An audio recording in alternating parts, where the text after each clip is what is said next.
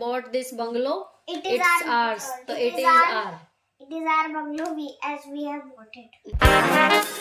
Hello दोस्तों, कैसे हो आप लोग। Welcome back to the channel Live Life Easy. मैं आ रही हूँ स्कूल से वापस और आज के व्लॉग की अवधि चाहे कम है, लेकिन ये 2 दिनों की बेहद महत्वपूर्ण चीज़ों को जोड़ जोड़ के बनाया हुआ है, क्योंकि मेन काम कई सारे जुड़ गए थे। इसलिए मैंने फिर रूटीन पूरा शूट ना करके जो मेन काम उस दिन हुए वो इसमें मतलब जोड़े हैं।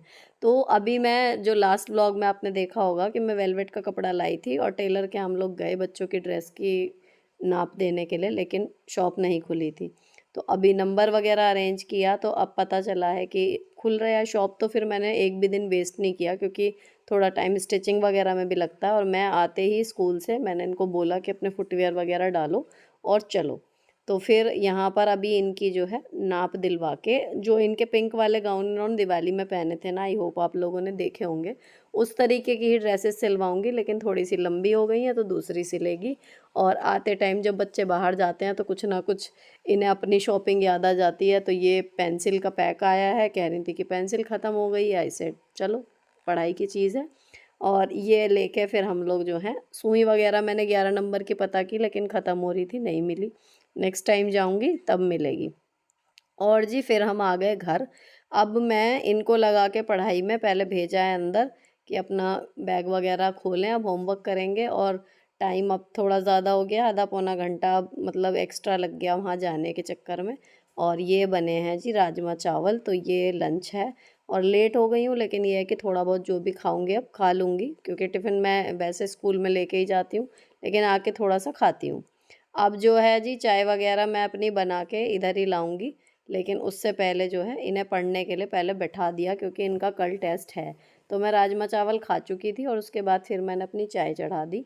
और इतने यहाँ चाय पक रही थी ना, तो फिर मैंने सोचा खाली क्या खड़ी हूँ। मेरे हस्बैंड जो है दिन में उन्हें जब मौका मिलता है तो वो सामान जो ऑफ़लाइन लाना होता है वो ला देते हैं, जो ऑनलाइन मंगाना होता है अगर वो उस टाइम पे अवेलेबल है तब मंगा लेते हैं। तो कोई फ़िक्स टाइम नहीं है। तो अभी थोड़ा सा ना सामान आया हुआ रखा है जो लिस्ट बना के रखी हुई थी। तो इसमें से बॉर्नवीटा जो है वो मैंने इस डिब्बे में पलट दिया है। इतने चाय पकी है तो जितनी ग्रोसरी भर जाए उतना अच्छा, बाकी फिर मैं धीरे धीरे एक एक दो दो चीज़ें भरती रहूँगी। तो कहने का मतलब यही है कि अगर चाय बॉईल हो रही है या दूध पक रहा है या कोई चीज़ ऐसी है जो आप छोड़ के नहीं जा सकते, गैस पे चढ़ रही है, उस टाइम पे बजाय खाली खड़े होने के छोटी मोटी जो भी हो सकता है नज़र घुमा के देखते हैं कि उस टाइम पे हम क्या कर सकते हैं उतनी देर में। तो अगर हम उसमें किसी डब्बे पे कपड़ा मार दिया, कोई रैक ऑर्गेनाइज कर दी, कोई चीज़ पलटनी है इधर उधर वो कर दिया, तो ये छोटी छोटी चीज़ें ना आपको मतलब ऑन द गो होती रहती हैं। तो काफ़ी सहारा मिलता है जब आप डीप क्लीनिंग की सोचते हैं या फिर आप ऑर्गेनाइज करने की सोचते हैं किचन को, तो काम आपका बहुत कम हो जाता है। अब ये दालें ये सब भरने में लगेगा टाइम। तो इतने मेरी चाय हो गई थी, तो मैं चाय लेके चली गई बच्चों को पढ़ाने के लिए। इनका कल इंग्लिश लैंग्वेज का टेस्ट है, तो काफ़ी पहले मतलब 4-5 दिन पहले मैम कम से कम बता ही देती हैं, तो इन्होंने काफ़ी हद तक जो है वो कर लिया है। लेकिन फिर भी मेरा पढ़ाने का तरीका क्या है और मैं कैसे तसल्ली करती हूँ वो थोड़ा सा आपको एक आइडिया मिल जाएगा आगे वाले हिस्से में। और दूसरी चीज़ ये है कि बच्चे कहते हैं कर लिया, लेकिन एक्चुअल में जब आप सुनने बैठो ना तो समझ में आता है कि कितना कर लिया और कितना उन्हें कन्फ्यूज़न है।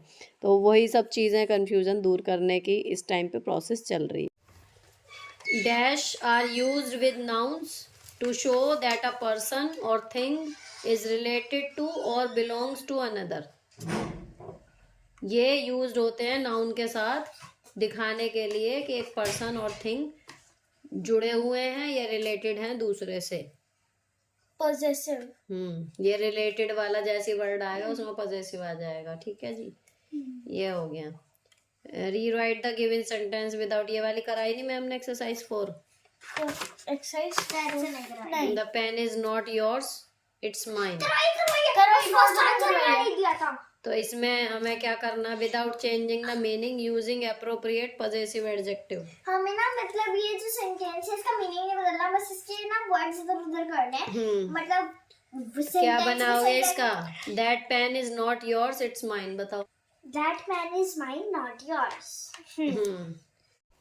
तो इन्हें पढ़ाने में कुल मिला के मैं ऐसे क्वेश्चन पुट अप करती हूँ कि इनको क्या पता है, पहले ये मुझे बताएं सारा और फिर मुझे लगता है कि कहीं पर कोई कन्फ्यूज़न है तो फिर मैं उसे दूर कर देती हूँ। बस कोशिश मेरी यही रहती है कि मैं पूरा कॉन्सेप्ट खुद से ना बताऊँ, जो मैम ने बताया है बस उसी को कैरी फॉरवर्ड कर दूँ, ताकि बच्चे पे अननेसेसरी कन्फ्यूजन ना हो, बर्डन ना पड़े, मतलब दो तरीके सीखने में का। तो जो मैम ने सिखाया उसी तरीके को मैं आगे फॉरवर्ड कर देती हूँ। अगर उस तरीके से किसी वजह से समझ नहीं आया तो अलग बात है कि मैं फिर उसे और दूसरी तरीके से कोई कहानी बना के सुनाऊँगी। अब बात करते हैं यहाँ पर कि राइटिंग प्रैक्टिस या ये सब चीज़ें। तो मैंने 1-2 बार पहले भी शेयर किया हुआ, ये कोरे पेपर हैं मेरे पास। पहले इनके ऑफ़िस में काम आया करते थे, बिलिंग वगैरह में, अब नहीं आते। तो ये जो हैं मैं इसके अंदर एक कार्बन लगा लेती हूँ। तो दोनों बेटियाँ सेम क्लास में हैं ट्विन्स होने की वजह से। तो ये वर्कशीट अब मैं जब बना रही हूँ ना टेस्ट के लिए, तो इसमें लगभग जितने टाइप के भी क्वेश्चन या आए हैं या वर्कशीट्स आई हैं मैम की, वो अभी ऑलरेडी भर चुकी, तो उनको मैं दोबारा कॉपी कर देती हूँ। कुछ सेंटेंस अदल बदल करके, शफल करके, हर टाइप के मतलब 2-2 4-4 आ जाएं। तो ये बच्चा ये एक बार करके देख लेता है ना, अलग ही कॉन्फिडेंस फिर उसमें आ जाता है कि हाँ मेरी प्रिपरेशन है।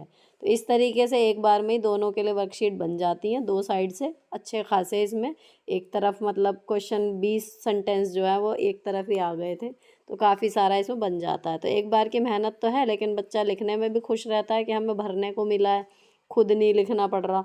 और फिर ये है कि बस मैं एक बार चेक कर लूँगी, कुछ गलती अगर हुई तो उसे सुधार लिया जाएगा। तो इस तरीके से इनका जो है टेस्ट की प्रिपरेशन होती है। जो छोटे होते हैं एग्ज़ाम में ये चीज़ पॉसिबल नहीं हो पाती।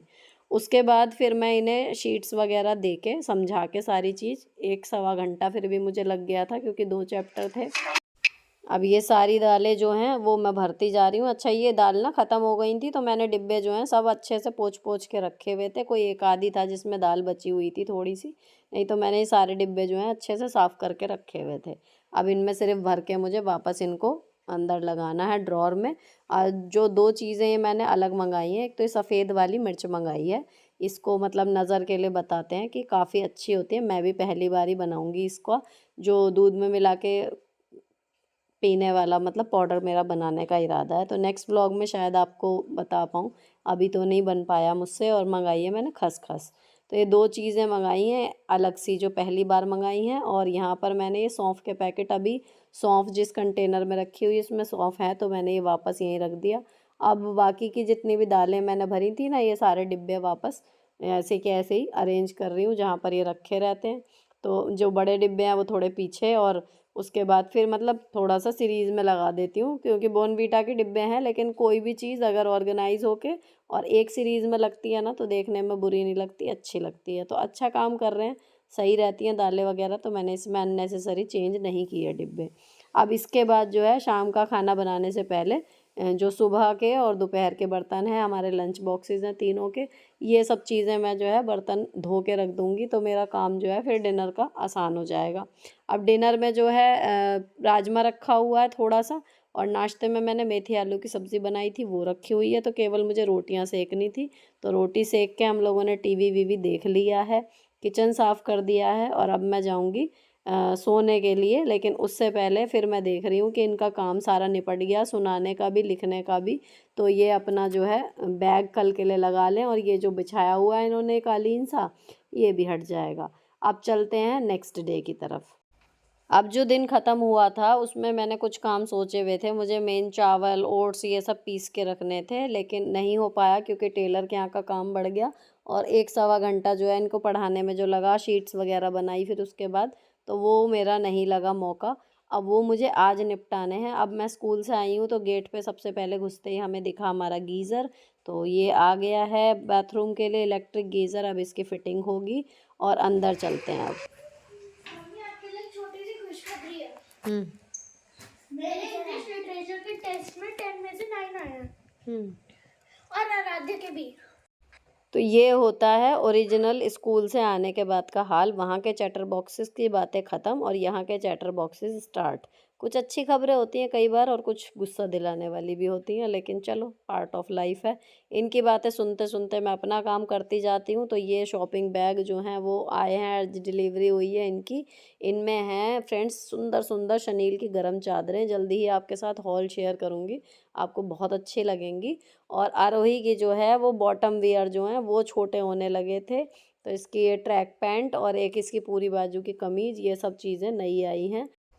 और आज की शॉपिंग में एक ये आया है वेलवेट का जंप सूट, जो मैंने आपके साथ इंस्टाग्राम पे भी शेयर किया रील में। अगर अभी तक इंस्टाग्राम पे आपने मुझे फॉलो नहीं किया ना, तो वहाँ भी कर लो। अच्छा आया है, अंडर 400 है, और लिंक हो सका तो मैं इस वीडियो में भी दे दूँगी। बाकी मैंने शॉर्ट्स भी अपलोड कर दिया है और इंस्टाग्राम पे भी इसका लिंक दे दिया है। अब जी रात को जो है फिर मैं यहाँ पे आके, अब मेरी 2 दिन से नींद नहीं पूरी हो पा रही थी, तो मैं तो सो गई थी। उसके बाद फिर मैंने गाउन वगैरह डाल लिया था, और येलो वाला जो पिछली बार आपको सूट दिखाया था ना, वो मैंने आज पहना था थर्सडे की वजह से। अब डिनर में बननी थी स्प्रिंग अनियन, तो मैंने फ्रिज में से निकाल के ना बाहर रख दी थी जब मैं सोने गई थी तभी। और उससे पहले सोने से फिर मैंने 1 घंटा पहले बच्चों को पढ़ाया था।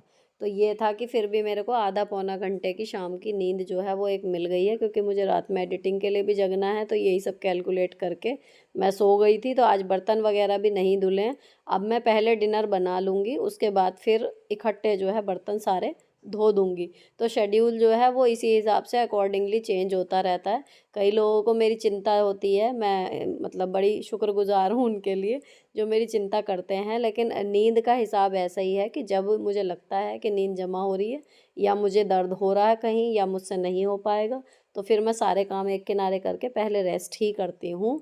और देखती हूँ उसके हिसाब से फिर जो प्रायोरिटी वाइज ज़्यादा ज़रूरी काम होता है वो कर लेती हूँ पहले, उसके बाद बाकी का काम निपटाती हूँ। उस हिसाब से शेड्यूल जो है वो फ्लेक्सिबल सा है, ऐसा नहीं है कि बिल्कुल रिजिड है।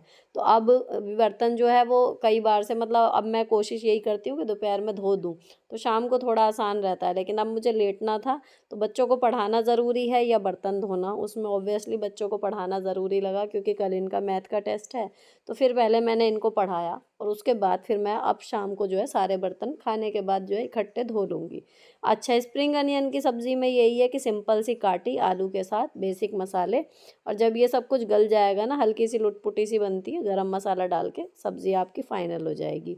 अब ये बर्तन जो है वो मैं धोऊंगी सारे। तो मैंने आधा किचन टॉप जो है वो क्लीन कर दिया। क्यों?